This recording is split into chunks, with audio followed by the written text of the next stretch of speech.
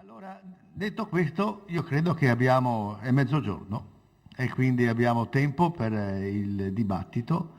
I relatori sono tutti quanti qui allineati e prego quindi il pubblico di farsi avanti. Eh, tanti, ne vedo tante mani, mi fa tanto piacere. Allora, cominciamo dagli inizi, da Ben Arbel. E dopodiché, signorina, lei da par sua vedrà discorrere lungo la sala. Dunque, io ho solo una piccola domanda rivolta al professor Karpov. Eh, Tu hai notato che quando i veneziani arrivano a Tana, i genovesi ci sono già stabiliti in qualche modo e poi si capisce che ci fosse in qualche modo un'esclusione dei genovesi, se ho capito bene, oppure rimangono fino alla fine anche i genovesi a Tana? Cioè, questa è la mia domanda. In che modo rimangono? Cioè, cosa è il loro status, diciamo, giuridico? Sì. Posso spiegare, esistevano due insediamenti, uno di fronte all'altro, diviso da un piccolo fiume, proprio uno di fronte all'altro. I genovesi erano primi, i genovesi erano più forti nel 300, ma più deboli nel 400. E anche possiamo leggere nella documentazione veneziana documenti genovesi. I genovesi dicono che adesso la nostra supremazia che abbiamo avuto prima è caduta. Adesso i veneziani sono più importanti. Dunque erano due insediamenti gestiti secondo legge genovesi nella parte genovese, secondo legge veneziana nella parte veneziana, ma tutti erano sudditi del grande Khan. Dunque è stata la situazione con due città a parte, due castelli, sì. In questo periodo due castelli, sì. E mi dispiace che non posso mostrare adesso, ho anche una gravure molto interessante del tempo di Pietro il Grande, perché Pietro il Grande ha fatto assedio di Asak e ha preso Asak dopo. E dunque si può vedere su questo quadro due insediamenti già esistenti. Erano distrutti durante la guerra contro i turchi, distrutti completamente. Ma su questo quadro fatto da Schonebeck, da un olandese, si può vedere distintamente queste due poste, uno di fronte all'altro. I turchi ciò che hanno fatto, hanno fatto una muratura,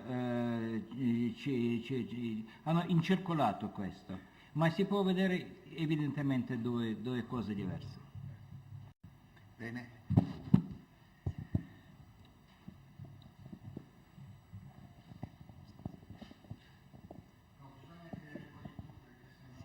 C'è David. À Thierry Ganchou. J'ai tout d'abord une remarque et ensuite 4 questions. La première remarque, je crois que nous exagérons un peu le poids je dirais, des étrangers dans l'économie de Constantinople parce que nous sommes influencés par une documentation occidentale extrêmement riche et l'absence totale de documentation parallèle byzantine. Alors je crois qu'il est important de tenir compte de ce facteur. Maintenant pour les questions.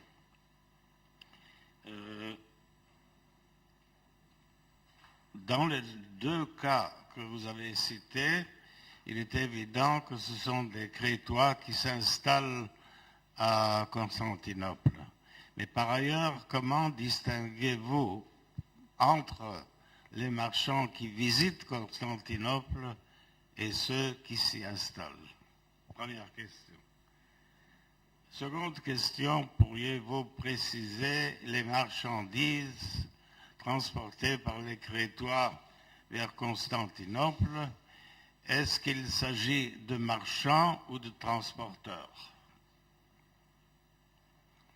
Autre question, est-ce que les mariages, dans les deux cas dont vous avez traité, sont liés à une activité économique, c'est-à-dire que les mariages ont été contractés pour accéder à, ou bien pour, je dirais,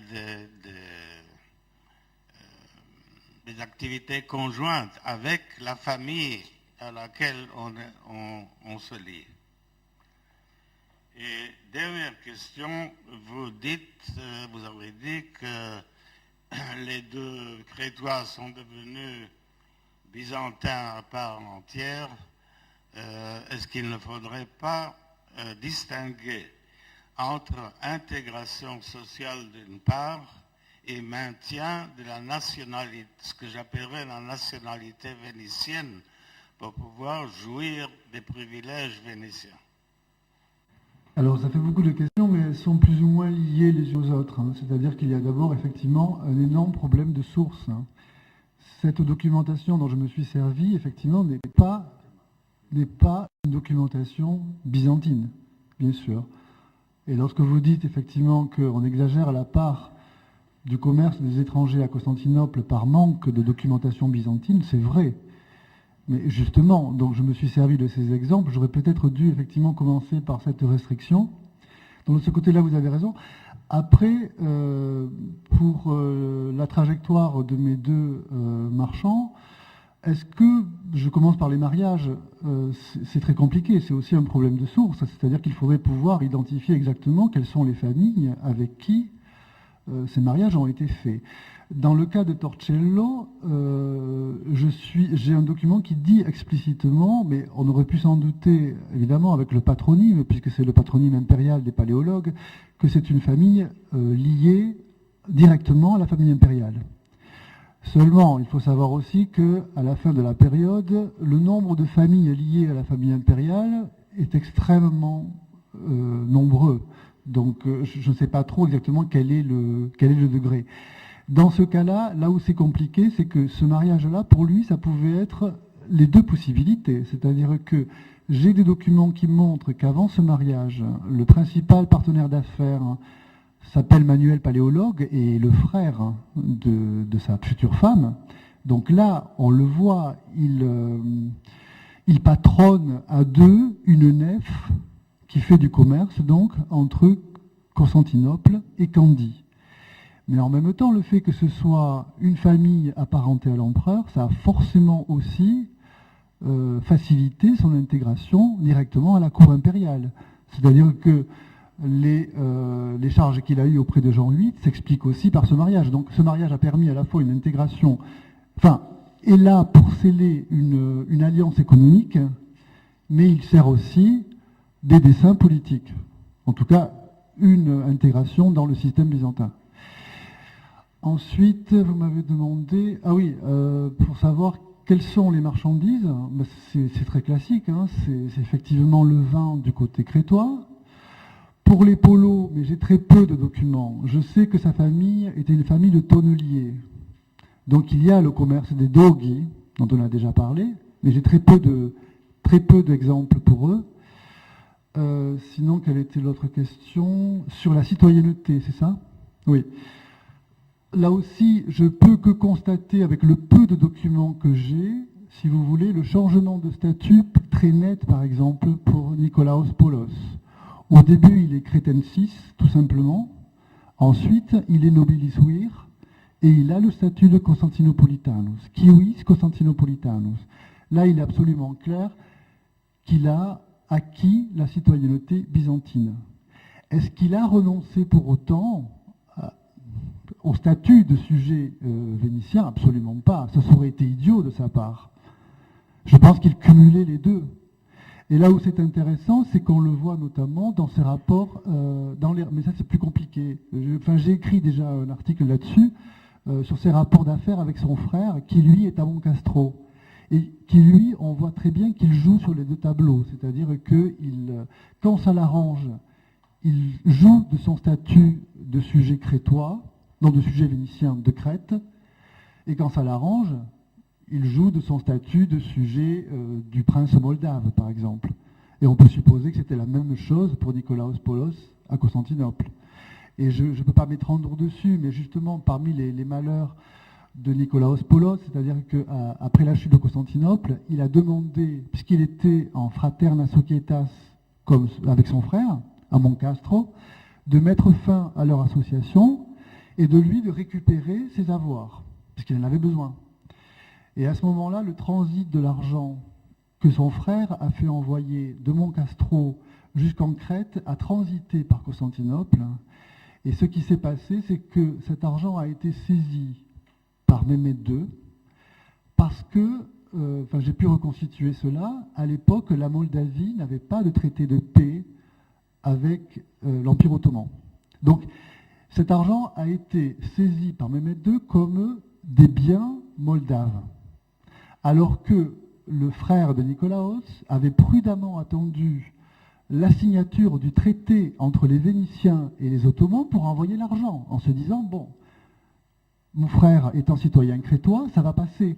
En fait, c'est pas passé parce qu'il jouait des deux nationalités, mais du coup, il multipliait par deux le risque aussi d'avoir un problème. C'est-à-dire que là, ils ont escompté jouer sur leur statut de crétois en raison de la signature du traité pour pouvoir récupérer leur argent.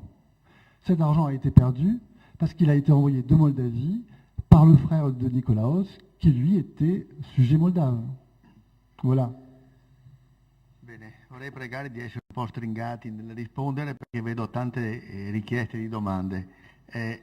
Non vedo di qua non riesco a distinguervi. Ci pensa la signorina, comunque tutti avranno la parola, a individuare chi alza la mano di volta in volta. Nelly Van San Marchini, e volevo rivolgere questa domanda al professor Orlando. Io ritengo che nell'organizzazione dello Stato veneziano ci sia questa forte coscienza della specificità dell'habitat e che questa civiltà anfibia che ha inventato la città poi nel rapportarsi anche agli ospiti abbia ideato delle soluzioni originali, come mi pare anche lei abbia sostenuto. Ecco, volevo chiederle riguardo soprattutto alla invenzione del ghetto, che è un'invenzione di una nuova forma di accoglienza completamente diversa. Non ritiene che sia frutto di questa originalità veneziana che aveva già organizzato l'accoglienza in nazioni di sia presenze diciamo di terraferma come i tedeschi che altre presenze che provengono dal mare come armeni o greci e così via, che abbiano appunto proposto loro con innovazione questo concetto di accoglienza per ebrei che non avevano sede in nessuna nazione e che finalmente avranno dignità di nazioni all'interno del ghetto, pur restando poi la connotazione negativa del termine usato in maniera negativa nei secoli posteriori. Ecco, quindi io le chiedo proprio se non ritiene che questa civiltà anfibia abbia improntato anche sia i rapporti del limitare la cittadinanza a altri habitat, altre realtà, quindi questa consapevolezza della specificità dell'identità e quindi la consapevolezza però anche di nuove forme di accoglienza. Grazie. Sì, sul ghetto posso essere abbastanza d'accordo con l'interpretazione che ne dà. Vorrei però solo dire che va un po' in controtendenza, nel senso che l'insediamento degli stranieri a Venezia rimane per tutto il basso medioevo un insediamento non concentrato in alcune zone, è un insediamento molto, molto disperso. Non ci sono, se diciamo uno dei criteri per stabilire l'integrazione o meno è quella della dispersione o della concentrazione abitativa degli stranieri. Per Venezia si può parlare in qualche modo di tolleranza, eccetera, anche perché i criteri sono quelli della dispersione abitativa, cioè non c'è quartieri, parrocchie che contraddistinguono in maniera così netta e definitiva una nazio e che in qualche modo li concentri e li ghettizzi in qualche modo. Quindi sicuramente il ghetto va in controtendenza. Però detto questo è anche vero che diventa poi una soluzione comunque di integrazione e di interlocuzione, perché definisce, ovviamente con tutte le virgolette, i distinguo che si vogliono fare, però comunque definisce in qualche modo i criteri di socializzazione a partire da uno spazio di segregazione, cioè li regimenta, li stabilisce.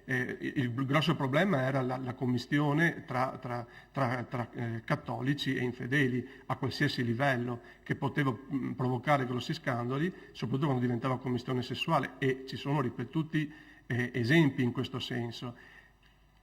La segregazione diventa in qualche modo una soluzione per integrare questa comunità. Ovviamente poi qui io lascio la parola a chi ha studiato molto di più di me queste cose, che magari avrà altro da aggiungere. Comunque questa è la mia... Non avevano quelle forme di tutela che avevano gli altri nazio, la confraternita, la scuola, la chiesa, le corporazioni di mestiere e quant'altro. Non l'avevano, certo. Poi c'era la ricondotta decennale. Sì, la stessa soluzione poi la si fa con i musulmani, con i turchi, con il fondaco dei turchi, che il fondaco è un po' un ibrido però, perché è allo stesso momento il magazzino dei tedeschi, il fondaco dei tedeschi, e il ghetto, cioè il momento di segregazione rappresentato dal ghetto nei confronti degli ebrei. Cioè il fondaco ha questa duplice valenza, però poi le finalità sono abbastanza simili. Sì, sì.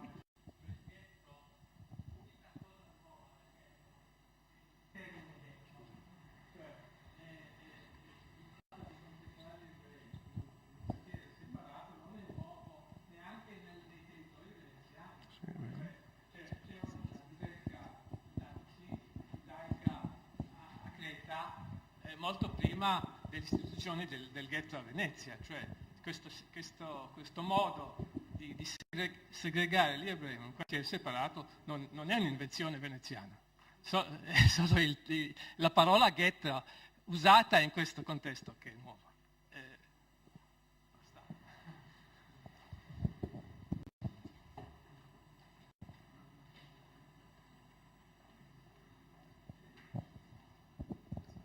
Anch'io volevo sollecitare un piccolo commento su 2 punti.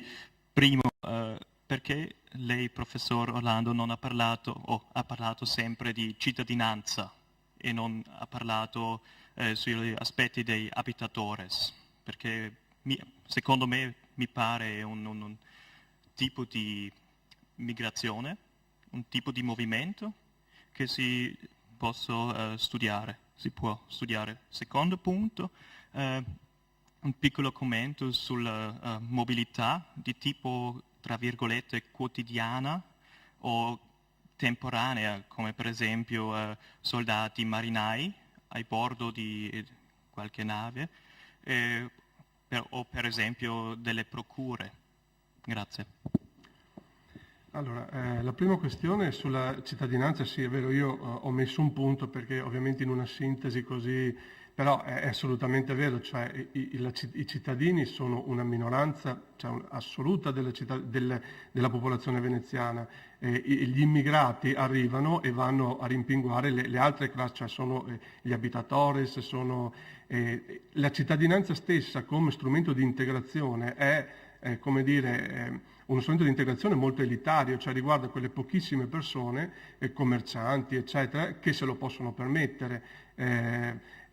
Per la gran parte poi gli istituti giuridici come dire, di definizione degli abitanti, dei residenti dello straniero e di appartenenza vanno in altre direzioni, che sono l'appartenenza ad una parrocchia, che sono la vicinia, che sono il lavoro, che è la scuola nazionale, che sono i network degli immigrati stessi, che sono queste reti di prima accoglienza che comunque si vedono operative nel momento appunto in cui gli immigrati arrivano in laguna. Questo sì, e questo è verissimo, cioè, per ragioni di tempo ho parlato però è ovvio che il panorama è assolutamente molto, molto più ampio e sfaccettato. Sulla immigrazione permanente, o mi pareva la seconda domanda, sì, sulla immigrazione temporanea, Ecco, qui io ho meno dati, sinceramente, cioè un tipo di immigrazione di cui mi sono occupato meno, perché io nelle mie ricerche ultime l'obiettivo era quello di come dire, studiare i criteri di integrazione e coesistenza delle minoranze, ma in qualche modo già strutturate attraverso vari parametri. Questa dell'immigrazione un po' temporanea, intermittente, a me è un po' sfuggita, non saprei darle una risposta. Posso dire una parola? Io a questo proposito è un po' quello che Brodel ha definito la montagna come serbatoio della città. Sto pensando alle nostre Dolomiti e all'immigrazione temporanea, stagionale che facevano i nostri montanari fino a 50 anni fa e venivano a Venezia regolarmente per vendere mestoli di legno, fare gli spazzacamini, aggiustasedie con saccareghe in veneziano, aggiustacoltelli, guacoltei. Cioè era un'immigrazione che era fortissima. La sola parrocchia di Canale d'Agordo aveva 128 iscritti dopo la caduta della Repubblica. È un'immigrazione che, se io per caso, e chiedendo scusa fin d'ora di questo mio intervento, leggevo a Santa Polonia, nell'archivio della Curia Patriarcale, qualche tempo fa, leggevo i registri dei matrimoni della parrocchia di Santi Apostoli. Insomma, quasi tutti i matrimoni sono di friulani, cadorini, bellunesi, che vengono, non bergamaschi, questi qua sono proprio veneti, diciamo, che vengono e si sposano lì, ma non è che mettono radici, spesso si ritornano a casa. Basta, chiedo scusa, adesso a chi tocca? Dopo Ive dice. Una assai breve domanda rivolta a tutti e cinque, assieme ad un ringraziamento ai reatori. Merci beaucoup, Golem Oblagoran, Tashikir. Большое спасибо per la serietà e passione pandeste. Dunque, sto Commonwealth Veneto, Sace Venet Commonwealth, piché comodo un stato debole, non sarebbe più chiaro e più corretto a indagarlo con fa un stato idiero, destio a piose, la confederazione movesta a Piman per il ben piovego, cioè, piuttosto che quale stato debole, non sarebbe più chiaro e più corretto indicare il Commonwealth Veneto come uno Stato leggero, gestito a più voci, una confederazione mossa a più mani per il bene comune nell'interesse più ampio e generale? Grazie. Bene, chi vuole rispondere, signori miei? Diamo la parola a Saint-Guillaume, che non ho mai parlato. No, io parlo soltanto francese. No, se posso rispondere io, a me pare una questione quasi nominalistica, non lo so, sì, va benissimo, alla seconda definizione io mi ci ritrovo, nessun'altra aggiunta. Bene, allora chi c'era? Ivedici mi pare. Prego Fabio. Al professor Karpov, mi interessava sapere se a lei risulta una permanenza, magari discontinua, ma una continuità di attività e di presenza veneziana anche nel Cinquecento successivamente a Tana e Trebisonda, una qualche forma neppure episodica, vabbè.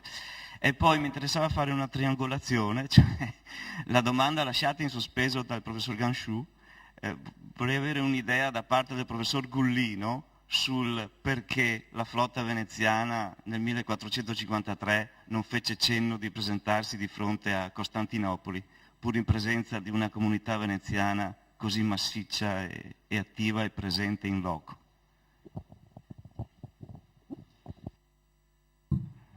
Secondo me c'è stato un fallimento del governo che era al posto al momento, non hanno capito. C'era la partizione sicuramente molto, molto forte dentro il governo veneziano dell'epoca tra le preoccupazioni dei terrafermisti, diciamo, e quello del Stato d'Amar. E erano in guerra contro Milano sicuramente, non è sicuro, ma non hanno preso in conto le conseguenze incredibili per loro, per il Stato d'Amar, che sarebbe stato la caduta di Costantinopoli. Tutta la questione evidentemente di sapere se l'arrivata al tempo giusto, diciamo, della flotta veneziana avrebbe cambiato qualcosa? Io penso di sì, francamente io penso di sì, perché quando si legge il diario di Barbaro, tutte le foto che abbiamo sul diciamo il comandamento ottomano, le pressioni che si facevano, perché dobbiamo sapere che Mehmed II era un giovane sovrano e non era un potente assoluto, non aveva la potenza assoluta, quindi doveva giocare. E qualche giorno prima della caduta, già all'arrivata di le 3 ultime navi genovese che hanno riuscito a entrare comunque dentro il porto di Costantinopoli, ha messo in luce queste differenze, queste cose forti tra gli ottomani, e quindi penso che l'arrivata della flotta veneziana sarebbe stata una cosa abbastanza grave per Mehmed II e avrebbe realmente potuto cambiare la cosa. Ma soprattutto il fatto di vedere che, perché si dice dopo, perché i veneziano, Mehmed II era un sovrano giovane, quindi non si è capito l'importanza di quello che si faceva, non si credeva che Costantinopoli potesse cadere, ma si è capito a Genova. Come mai i veneziani non l'hanno capito? Perché i genovesi, anche loro, avevano una situazione interna molto difficile, ma comunque hanno inviato tutti questi navi e a un certo punto c'è un ricordo del Senato genovese che è abbastanza impegnativo, perché dopo aver speso tanti soldi a un certo punto si chiede: ma perché continuiamo a spendere questi soldi per mandare a Costantinopoli? Perché i veri padroni di Costantinopoli sono i veneziani e è chiaro che i veneziani manderanno una flotta, un'armata a Costantinopoli, quindi lasciamo fare i veneziani.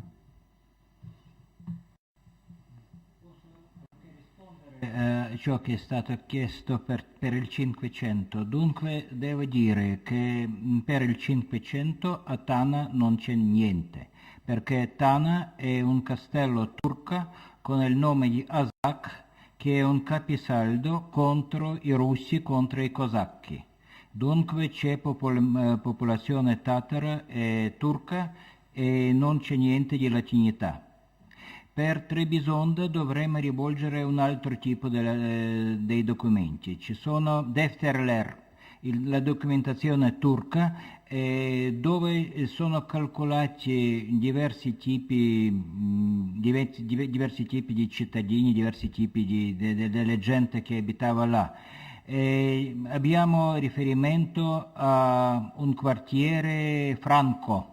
Non si dice genovese, veneziano, qualcos'altro, è franco. E loro hanno dovuto pagare qualcosa al sultano, ai poteri turchi che erano là, ma devo dire che è molto debole e molto piccolo.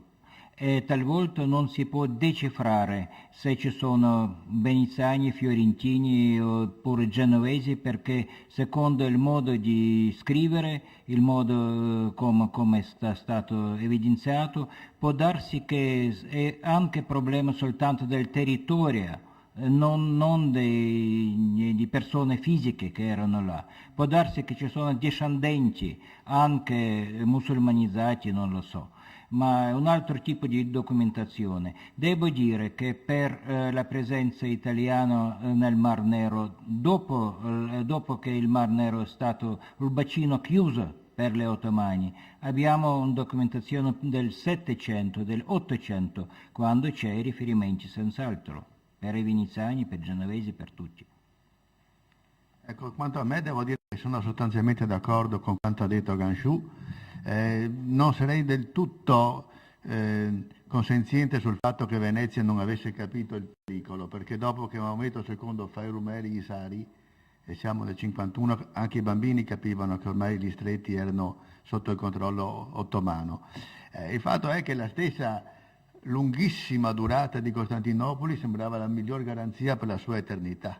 È come uno che conosciamo ammalato da sempre non muore mai. A un certo punto uno diceva: vabbè, tu qua vivrai in eterno.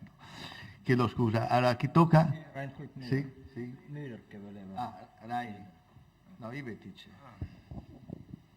Grazie per il professor Sanguillon. Mi scusi se faccio la domanda in italiano, il mio francese è sgangherato. Scuso di rispondere in No, francese. no, ma ci capiamo.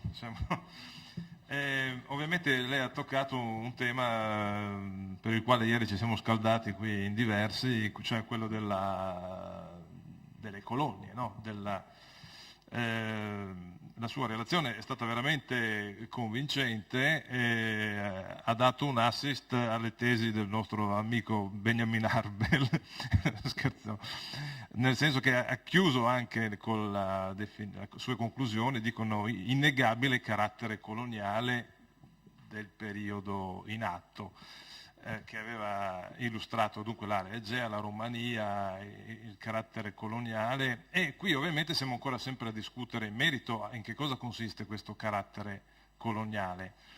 C'è da dire che nella storiografia venezianistica c'è una grande figura del secondo Novecento ed è Gaetano Cozzi.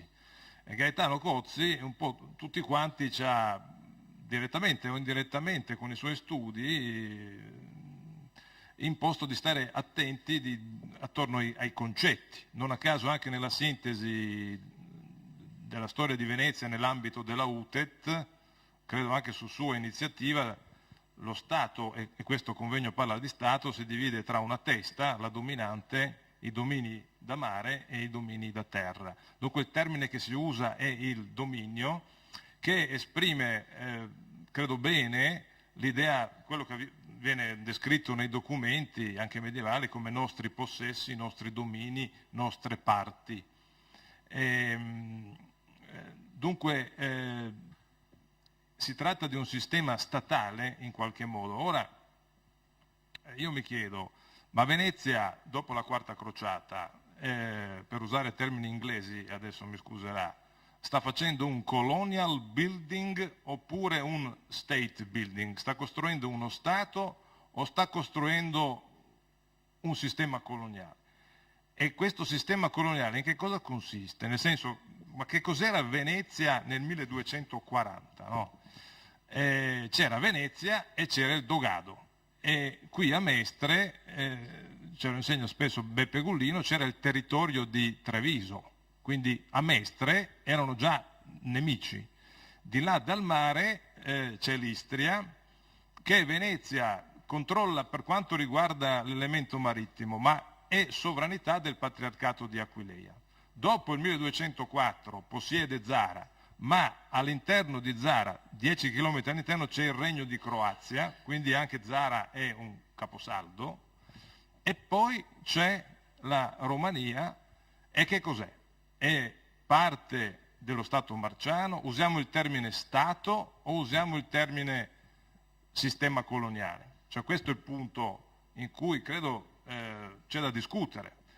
Sono reduce da un convegno sullo sviluppo delle università nell'America Latina e lì ovviamente nell'età moderna, fino ad oggi, lì siamo nel classico esempio di colonialismo, però anche lì tra studiosi ho sentito il termine impero, sistema statale, costituzione della nuova Spagna come una seconda Spagna accanto alla Spagna esistente. Certo c'è Madrid, c'è il re, c'è un quadramento, però la nuova Spagna è una state building. Fondano 14 università sul modello di Salamanca.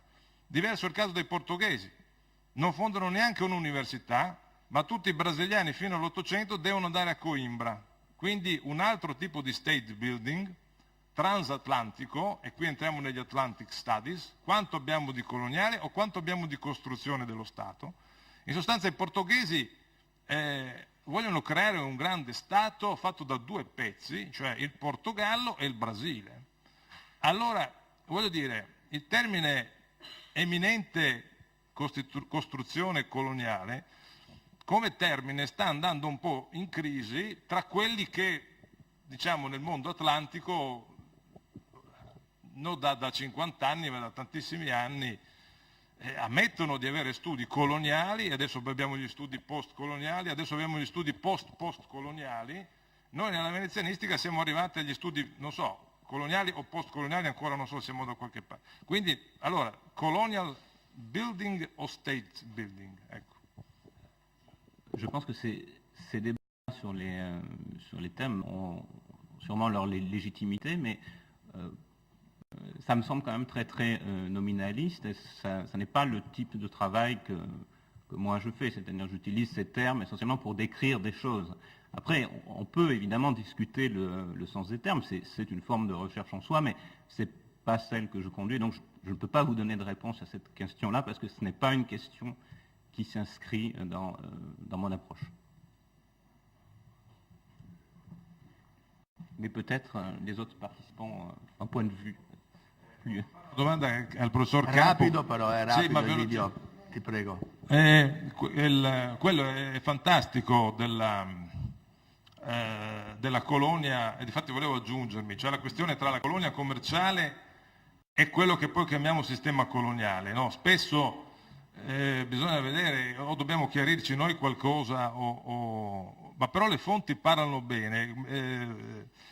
Mentre esponeva, professore, avevo in mente la situazione delle colonie commerciali ragusee dentro il Regno di Serbia all'inizio del 300. Il re di Serbia ha queste città miniere dove sono i sassoni, i tedeschi che tirano su l'argento, gli slavi girano e i ragusei, che sono slavi, che parlano italiano e scrivono in latino, fanno gli affari. Sono gli unici che hanno dei giudici e dei consoli, perché tra di loro continuano a litigare. Il re di Serbia delega a questi ragusei a gestire non solo la materia giudiziaria tra loro, ma per tutti, per i tedeschi, per gli slavi, per i serbi, tutti quanti insieme. Quindi lei evoca la doppia sovranità, ma mi pare che sia il modello abbastanza diffuso, quantomeno è diffusissimo nei Balcani, cioè è una cosa talmente scontata di avere quello che noi diremo più nazioni, in sostanza, che convivono attorno a un business, no? Un affare, e poi naturalmente c'è qualcuno che a un certo punto viene delegato dal sovrano, e questo sovrano ovviamente non è uno Stato come il nostro Stato contemporaneo, ma basta che lui prenda la sua decima e va bene. Allora il raguseo, tu gestisci le cose e qui mi pare che ci sono molte similitudini. Sono perfettamente d'accordo, ma vorrei accentuare una cosa, che nel 300 è sempre soltanto per Tana dominium dei turchi. Per 400 dicono anche del regime veneziano e dunque cambiano terminologia. Vuol dire che il livello dell'autonomia aumenta. Volevo spiegare solo questo.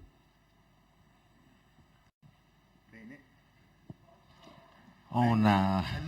scusa, c'è Posso? Prego, Raini. Grazie. Mi rivolgo all'intervento di Ermanno Orlando. Ho un problema piccolo e un problema più grande. Il problema piccolo è che sono curioso dove hai trovato un testo del 1407 che parla di quello che hai detto tu. Io per puro caso ce l'ho sotto mano e di battesimo proprio non c'è menzione.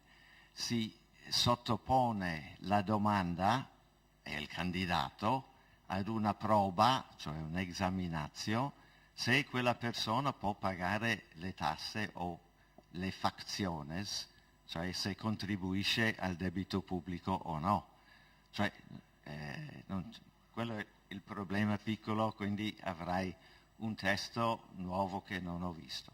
Il problema più grande è un problema di terminologia. Cosa vuol dire, cosa intendi tu per etnia? Venezia è una città cosmopolita? Sì, non è una città multietnica, non ha una società multietnica.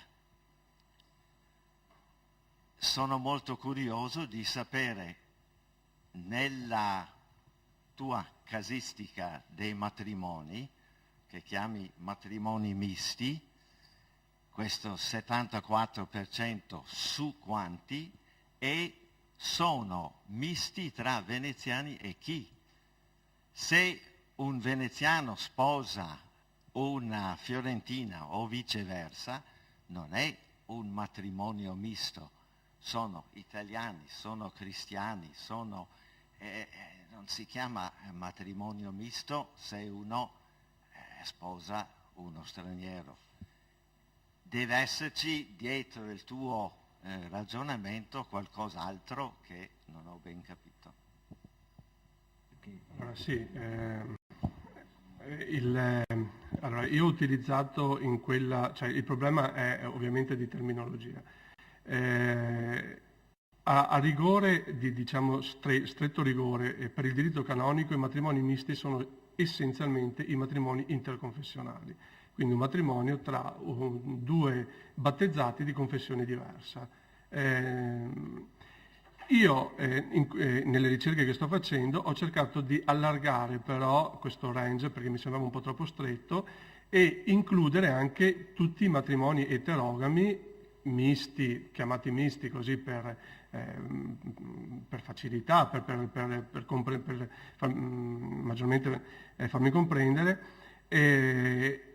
cioè i matrimoni con, io li ho definiti matrimoni interetnici, cioè matrimoni con stranieri che fossero connotati in qualche modo a livello di identità e di appartenenza dalla diversità linguistica, dalla diversità di tradizioni, dall'appartenenza ad una nazio che si riconosceva appunto in questi parametri, e quindi quel dato, il 78%, riguarda proprio questo, cioè sono tutti questi tipi di matrimoni eterogami tra veneziani oppure latini, greci, veneziani e stranieri, esclusi gli italofoni, perché appunto mi sembrava che se almeno non ci fosse la diversità linguistica non aveva senso parlare in questo senso di creare delle ulteriori divisioni e soprattutto studiare dinamiche di integrazione che veramente in qualche modo perdevano di spessore se alla base non c'era almeno la diversità linguistica, con tutto quello che comportava anche a livello di riferimenti culturali, appunto di appartenenza, di riferimento ad una nazio. Ecco, in quel senso quindi io ho allargato il termine e uso in maniera larga il termine matrimonio misti, sapendo che può essere controverso, cioè sono io il primo consapevole di questa. Il dato è tratto dai processi matrimoniali che sto studiando da un po', cioè tutti sono processi matrimoniali dibattuti dal Tribunale Patriarcale di Venezia che abbiano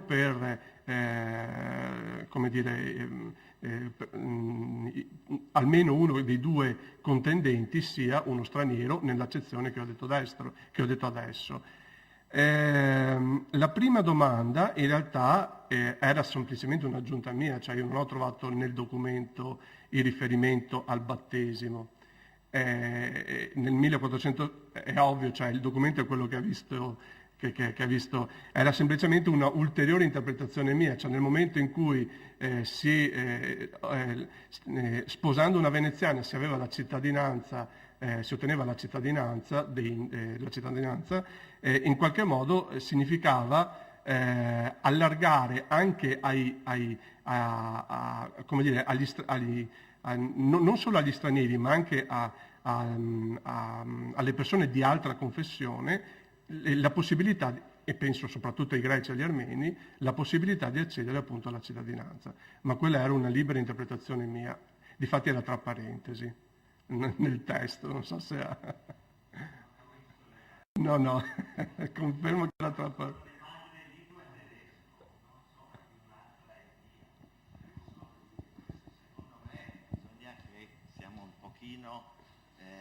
Cauti sulla parola della terminologia. Nortalli mi parla. Ah no. Pilidis per il professore Orlando. A proposito di migrazioni, intrecci e matrimoni, vorrei aggiungere questo. Sarebbe un capitolo molto interessante a proposito di questi coloni veneziani, parliamo sempre di nobili veneziani, trasferiti a Creta nel 200 e diciamo il loro ritorno a Venezia dopo la caduta di Candia. E la storiografia greca li considera venetocretesi, fieramente, perché sono stati, diciamo, assimilati dalla società ellenica e ha contribuito alla cosiddetto rinascimento della letteratura cretese, mentre la storiografia italiana li considera nobili, decaduti o grezzi. Tuttavia le fonti indicano che una volta arrivati a Venezia questi hanno mantenuto sia la loro cultura ma sia anche la loro posizione sociale, ed è molto curioso vedere anche appunto gli intrecci, le strategie matrimoniali che riescono a intraprendere una volta arrivati a Venezia. Grazie. Sì, non rispondo, mi pare una giusta integrazione, solo questa. E adesso? Gerardo Ortalli? No, Girkenson. Dai, allora signorina, prima Ortalli che è più vicina, poi andiamo a Girkenson, così risale dalle retrovie. Grazie, due cose. La prima sulla relazione di Karpov, che mi è parsa molto importante perché introduce un elemento che era mancato finora, cioè quello di queste colonie che non sono colonie, che sono regimina, che introducono il problema del baiolato, del consolato, che è molto significativo di come si porta uno Stato.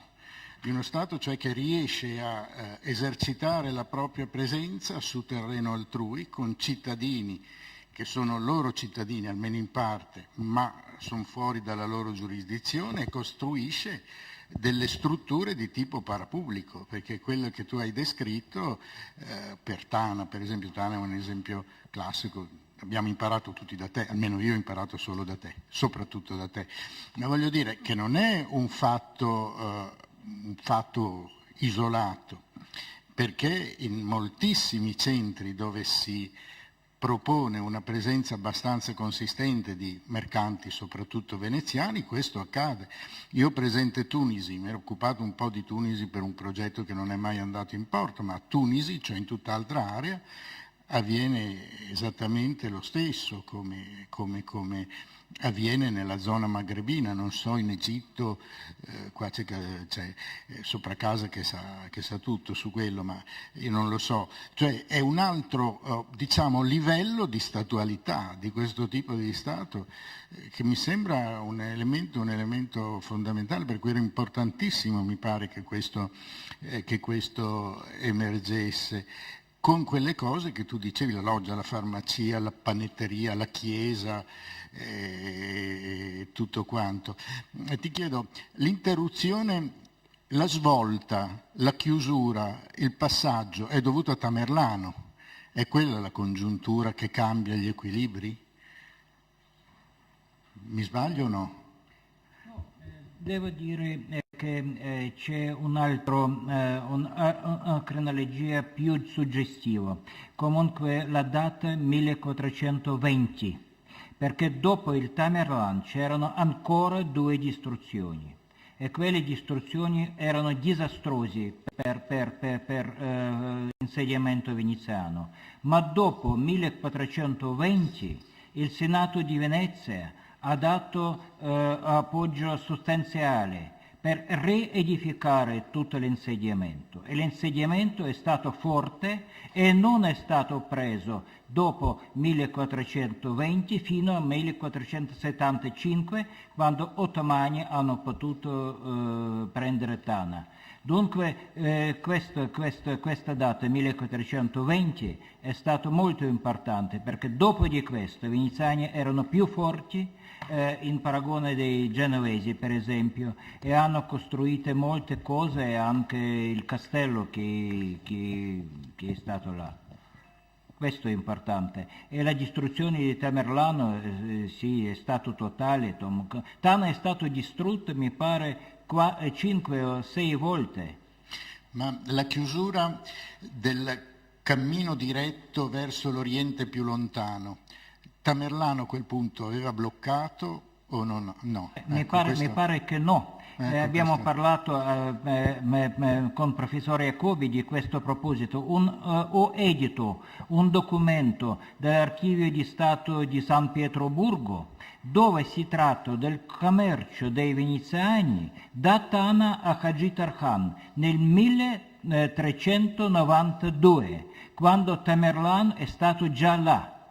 Dunque il commercio veneziano con area del Caspio esisteva anche nel periodo di Tamerlano, alla fine del 300. Questo è importante, è interessante. E io sono sicuro che anche durante l'esistenza del Khanato di Crimea, questo traffico dei veneziani poteva esistere, ma non fino all'Asia centrale, ma fino a Hagi Tarhan, fino a Volga.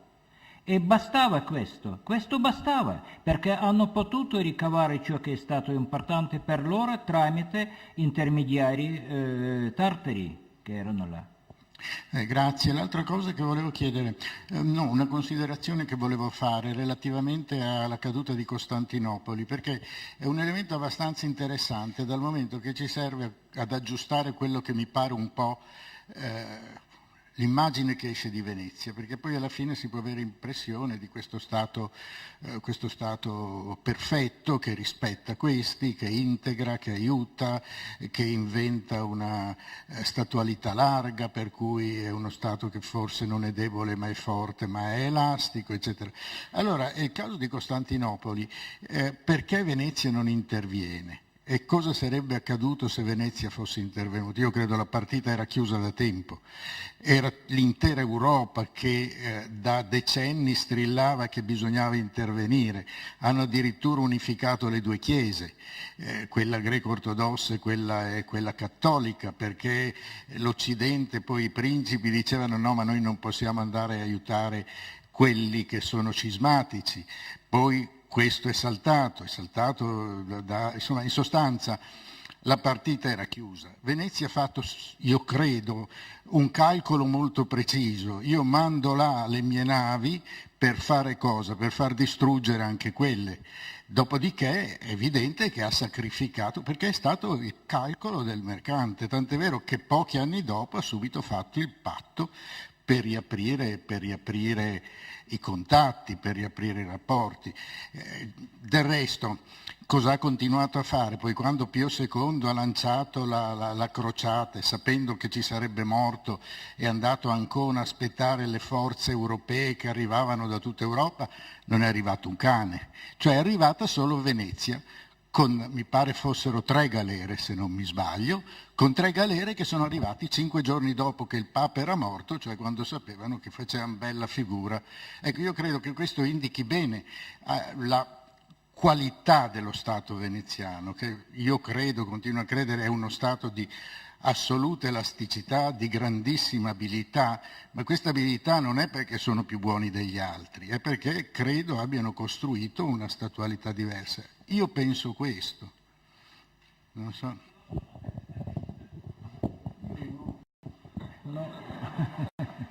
No, io no, comunque si parla del Papa, si parla di Pio II, ma parliamo della guerra, parliamo della dichiarazione di guerra di Venezia nel 1463. Secondo me è già troppo tardo.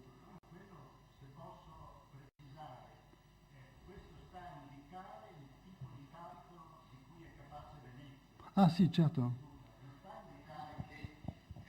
Venezia non si è intervenuta allora perché? Venezia non è intervenuta perché la partita era chiusa. Erano decenni che tutta Europa strillava bisogna salvare, ma quello era veramente un grande borgo con una larghissima tradizione indifendibile, tant'è vero che appena Maometto II, che era un giovane generale, ma che ormai aveva conquistato pressoché tutti i Balcani, arriva, lì c'è la distruzione totale. Poi naturalmente cosa fanno? Quelli che sono dentro si accusano.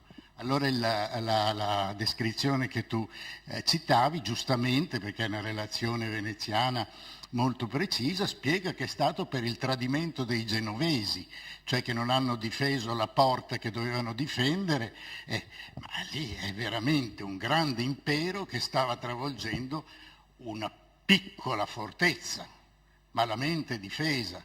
Non solo, ma una piccola fortezza che aveva valore economico. Allora i veneziani, che sanno, perché fanno i calcoli da mercantacci, e sanno fare i calcoli, dicono non andiamo a giocarci la partita che è persa in partenza, aspettiamo un po' e dopo un po'. Difatti un fatto molto significativo è che Giorgio da Trebisonda, il quale fra l'altro è un veneto, è una cretese, passato dalla ortodossia alla cattolicità, venuto in Italia, ha fatto tutte queste prediche, tutte queste proclamazioni con gli imperatori, con i sovrani, col Papa. Con Venezia non ci ha neanche provato, cioè Venezia andava su altri percorsi, a me pare, non lo so però perché è difficile. No, ma Bessarione è anche un'altra cosa. Diciamo che non è vero che Mehmed II, quando prende Costantinopoli, ha preso già tutti i Balcani. Assolutamente no. I Balcani, è giusto, non li ha presi tutti. Si prendono dal 53 perché adesso ha il potere assoluto dopo la presa di Costantinopoli. E quindi Venezia lascia uno dopo l'altro tutti questi stati balcanici e si è riprese per un Mehmed II che adesso è potentissimo. E poi perché allora i veneziani hanno dichiarato la guerra, è una guerra tremenda, diciamo, da 63 a 99, si deve parlare di una guerra che impegna Venezia in un modo terribile. Certo, terribile. Su una prospettiva più realistica. Aspetta, secondo me hanno fatto l'errore perché, ok, Costantinopoli non è più niente, va bene, ma c'è la posizione geografica. Una volta che ci è lasciato perdere la chiave dei distretti, quindi la giunzione tra la parte europea e la parte asiatica dell'impero rende l'impero ottomano invincibile. Completamente non si può più vincere. Però qua poi chiudiamo perché le opinioni sono chiaramente diverse e le abbiamo espresse, ma c'è un altro dato, che nel momento in cui si combina una entità economica coerente, cioè nel momento in cui gli stretti appartengono a un'unica realtà politica, questo garantisce molto meglio la fruibilità da parte di chi si mette d'accordo. La stessa ragione per cui si parlava hai parlato Sergei del 1243, 40-41, l'invasione mongola, poi con Kubilai si costruisce questo enorme impero economico che è un'esplosione per l'economia, proprio perché c'è un'unità politica. Fino a che Costantinopoli sta lì, che vuol fare Costantinopoli, e quegli altri sono là, che fanno questo insomma. Ma comunque mi rendo conto, sì, abbiamo posizioni molto diverse. Grazie. La discussione è interessante, si fa sempre più interessante, devo dire, però l'ora è tarda. Io a questo punto, Gerardo, direi ci sono altre due persone che hanno chiesto la parola. Rocchetta, che mi ha portato un messaggio di cui capisco difficilmente la scrittura, quindi se si tratta di una domanda puntuale prego di farla al professor Karpov, e poi Ben Arbel mi pare, no? Avevi alzato la mano? No, si potete fare le domande, purché siano stringate, le risposte vorrei pregare altrettanto. Anche i Dieter. Allora prego stringatezza, sia nella porgere la domanda sia nel rispondere. Una cosa marginale. Chiedo cortesemente un parere linguistico. Sono nel dubbio per quanto riguarda la pronuncia della parola che esprimo in francese, Romani. Thierry, Romani venezien. Finora ho creduto che si pronunci Romania. Ho sentito parlare di Romania. Cosa mi consigliate? Romania è meglio.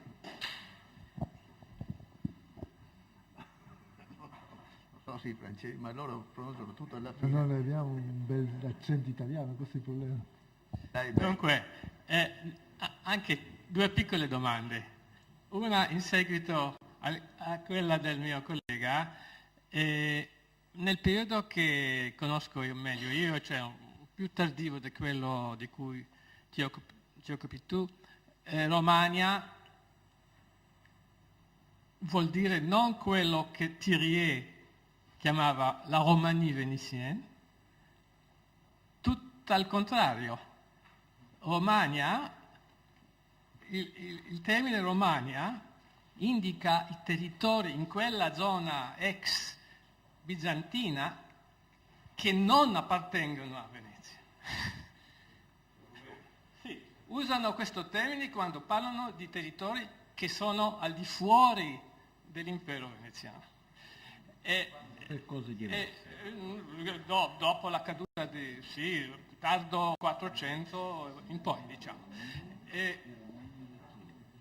Allora vorrei chiedere il tuo parere, insomma, su questo. Quando cambia, questo significa se cambia. Sì, Sì. Cambia senz'altro. Sì. Dovremmo distinguere due cose. Romagna nel senso bizantino, dunque l'impero dei Romei, e un'altra cosa, è anche stato chiamato dai latini, impero dei Romei, e c'è Romagna latina, come ci sono due cose diverse. Si può dire di Romagna parlando dei territori bizantini e di Romagna latina parlando di ciò che è appartenuto ai genovesi, ai veneziani, ai catalani e altri. Dunque ci sono due cose diverse. Allora sono tre, perché quando si usa questa parola nel senso commerciale, nel senso commerciale, cioè ci sono le galere che vanno in Romania alta, bassa, vuol dire in tutti questi territori che non sono i nostri. Dico, e poi la seconda piccola domanda, che in seguito di quell'altra che ti ho chiesto prima, cioè, allora ci sono due tanne, sì, una genovese e una veneziana. Non due, ma molto di più, perché esisteva anche Giudecca, esisteva anche l'insediamento tartaro vicino a questo. Dunque c'è stato un Sì, ma mi interessa soprattutto sapere se ci puoi dire qualcosa sui rapporti, soprattutto tra Tana genovese, io parlo del 400, sì, tra Tana genovese e Tana veneziana. È interessante perché sono molto diversi. Nel periodo del pericolo sono uniti e anche combattono contro i tartari che attaccano. Nel periodo pacifico sono nemici e ci sono rapporti molto, mi pare, diversi. Per esempio, quando un mercante veneziano è stato giudicato dal console e il console, quello Valaresso, che è stato una persona bruttissima, dunque voleva imponere qualcosa ingiusto contro questo mercante e questo mercante si è fuggito al castello genovese e dopo è stato comunque giudicato come un traditore perché è andato nel territorio del nemico. È stato interessante questo. E nello stesso tempo i Sanseri, o Sanseri non si sa, si può pronunciare in due modi diversi, questi Sanseri hanno rogato per i veneziani e per i genovesi. C'era un prete che è stato nel castello genovese e si è venuto nel campo veneziano per fare liturgia. E dopo lo stesso console Valaresso ha detto questa è una cosa brutta perché non è stato possibile di portare un prete cattolico qui perché è genovese, non è nostro.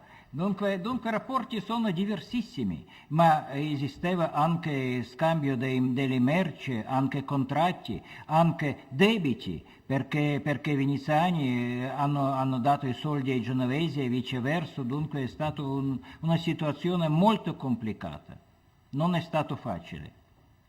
Bene, sentite, se ci sono altre domande, a cominciare da questo foglio di Rocchetta, io, considerando l'ora a cui siamo, pregherei di rivolgersi direttamente ai professori interessati, se per caso avranno la bontà e la forza ancora di rispondere, e dopodiché ringrazio tutti, a cominciare dai relatori, e ci vediamo domani mattina. Grazie, buongiorno. Grazie a lei.